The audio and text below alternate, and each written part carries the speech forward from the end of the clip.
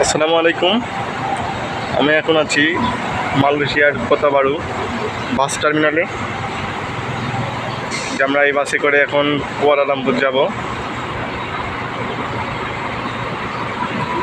এটা হচ্ছে double decker বাস। আমাদের ভাড়া লাগছে 37 রিঙ্গিত, প্রায় 450 কিলোর পথ। ভাড়া অনেক কম। এই দেখুন, এটা কোতাবাড়ু বাস টার্মিনাল।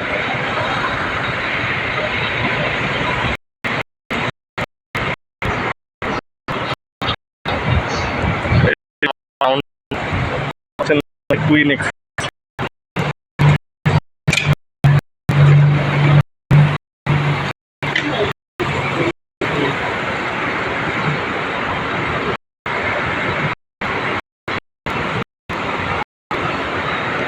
যাচ্ছে